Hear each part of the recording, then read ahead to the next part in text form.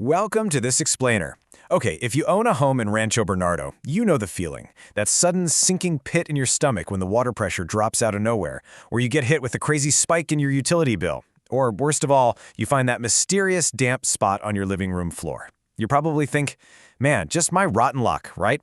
Well, actually, it's not bad luck at all. It's kind of this wild, sometimes super frustrating collision of history and geography.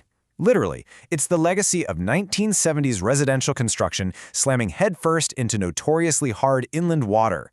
So today, we're going to tear down the walls, figuratively of course, and look at exactly what's hiding under your floorboards, using direct data from the pros working out there every single day in the 92127 and 92128 zip codes. Okay, let's dive right into this. Here's our roadmap. We'll start with RB's plumbing legacy, move into those super sneaky slab leaks, talk about the inland hard water, and deal with those aging 1970s pipes. Then, we'll hit exactly when you need to call for emergency help, and most importantly, what all of this actually costs. Let's go! Section 1. Rancho Bernardo's Plumbing Legacy. All right, let's kick things off with a little neighborhood history, because the specific threats to your house are basically dictated by where and when it was built. Just think about this number for a second, 50. If you're in an original home in, say, Westwood, Bernardo Heights, or Oaks North, your supply lines, your drains, the entire plumbing skeleton of your house is hitting the half-century mark. I mean, 50 years is a seriously long time for water to just continuously blast through metal and plastic, you know? And this brings us to a really crucial point. Local experts actually say an original Westwood home and a Forest Ranch build have almost nothing in common under the floor. Think about it. Rancho Bernardo isn't just one giant identical block. It started back in the early 70s and grew over decades, so your plumbing headaches are completely different depending on your zip code. Over in the older sections, yeah, your enemy is aging, failing copper. But up north in the newer Forest Ranch builds, your focus flips entirely to maintaining modern tankless water heaters and whole house filtration setups. Moving on to Section 2, Stopping Sneaky Slab Leaks. So let's shift our focus straight down to the foundation to talk about literally one of the most stressful things a homeowner can deal with, a slab leak. It's exactly what it sounds like, water escaping from a pipe that's routed underneath your home's concrete foundation. And why is this such a massive headache specifically out here? Well, back in the 70s, a ton of RB homes were built on concrete slabs with the copper piping laid right directly under them. Fast forward 5 decades, add in that incredibly aggressive local water, and that copper just thins out until bam, you've got these tiny microscopic pinhole leaks. The worst part? These things are sneaky. I mean, they happen silently under inches of solid concrete. But you can absolutely self-diagnose if you know what to look for. Walking in bare feet and suddenly step on a weirdly warm spot on the floor? Pay attention to that, especially if it's over a hot water line. Keep an eye out for a totally unexplained jump in your water bill. Or if you hear the faint sound of running water when absolutely every faucet is off. And definitely watch for any patch of carpet or hardwood that just stays persistently damp. Catching this checklist early is absolutely crucial before a slow leak totally undermines your foundation or starts growing hidden mold in your walls. Let's head over to Section 3, Surviving Inland Hard Water. We are stepping out of the living room and heading straight to the garage for this one, because we need to talk about why water heaters out here just seem to drop dead faster than almost anywhere else in San Diego. It's a geographic disadvantage, honestly.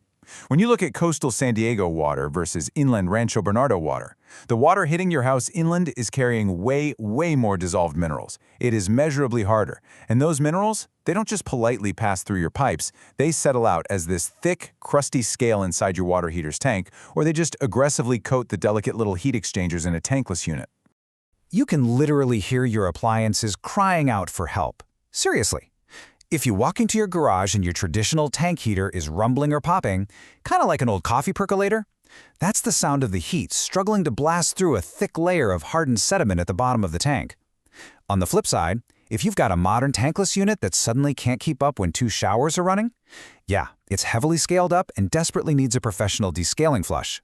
You really have to set some realistic expectations for how long appliances live out here. A standard tank water heater in Rancho Bernardo, it's generally going to tap out around 10 to 12 years. Now, a tankless unit can push 15 to 20 years, but, and this is a huge but, only if you actually descale it on a regular schedule. Since the root cause of this total destruction is the water itself, pairing a brand new install on day 1 with a water softener or a whole house descaler, that is arguably one of the absolute smartest money-saving investments you can make in this zip code. All right, Section 4, replacing aging 1970s pipes. Okay, so we've looked under the floor, we've looked in the garage, now let's actually rip open the walls. When pros crack open the walls in older spots like Westwood or over near the Bernardo winery, they're consistently finding 3 massive ticking time bombs. First up, corroded galvanized steel. This stuff rusts from the inside out, slowly choking off your water pressure until taking a shower feels like standing under a dripping sink. Second is polybutylene. It's this gray plastic pipe from back in the day that just gets super brittle over time and is famous for these catastrophic blowouts right at the fittings. And third, hiding underground, decades-old sewer laterals. RB has gorgeous mature trees, right? Well, those roots love to seek out tiny cracks in aging sewer lines, force their way in, and cause total backups. So if your toilet is gurgling every time the washing machine drains, yeah, roots are usually your culprit. So here's the honest math on this. A single leak? Sure, that's a repair. But a whole pattern of leaks, constantly dropping pressure, and gross, discolored water? That means the whole system is cooked. Repeatedly opening your walls to play whack-a-mole with spot fixes is going to cost you so much more money over a few years than just biting the bullet and doing one clean repipe. The gold standard today is PEX piping. It totally shrugs off that hard water corrosion we talked about, and it handles the thermal expansion of hot water like an absolute champ. Section 5. When to call immediately. Let's be real, plumbing issues are universally stressful. But not every drip requires a midnight 911 dispatch. You need a strict triage list. So, you should absolutely use 24/7 emergency service for things like this: an active leak that you physically cannot stop at the local shutoff valve, or sewage visibly backing up into your tub, toilet, or floor drain. That's a huge hazard. Also, a total loss of hot water, but specifically if you have vulnerable young kids or elderly folks in the house. And obviously, if you smell gas near your water heater. Also, keep in mind, solid plumbing crews factor in that late-night drive up the I-15. A good stage crew should hit Rancho Bernardo in about 25 to 40 minutes. The really crucial point here is knowing how to act safely before the cavalry even arrives. Like, if you smell gas, do not wait around. Step 1, shut off the gas at the main meter. Immediately. Just cut it off. Step 2, call your professional and demand an honest ETA.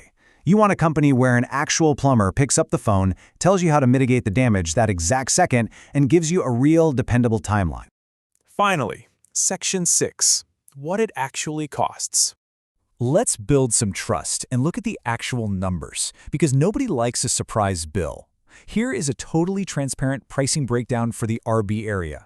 A standard service call or diagnosis usually runs about $75 to $150. And honestly, a lot of places waive that if you end up doing the repair with them. Getting a stubborn drain cleared? That's going to be between $150 and $400. Swapping out a standard tank water heater is generally a $900 to $2,500 job.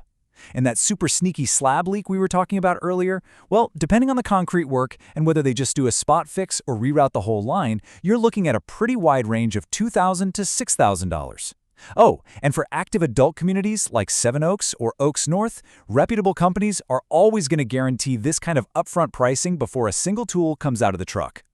Before you even think about picking up the phone, I've got one final piece of actionable advice to protect your wallet. Always, always take the 30 seconds to verify the company's license on the California Contractors State License Board website. And when you do call, ask them point blank if their quotes are flat rate or time and materials. You absolutely want flat rate. That way, you aren't financially punished if a technician runs into a snag and takes a few hours longer than expected. So what does this all mean? Well, by understanding the very specific challenges of Rancho Bernardo's legacy construction, you now have the power to take proactive action. You can protect your property and stop a minor inconvenience from blowing up into a total catastrophe. Which brings us to the end of our explainer and leaves us with one pretty provocative question. Knowing that these plumbing issues literally never get cheaper to fix tomorrow, what is the true cost of delaying your home's maintenance today?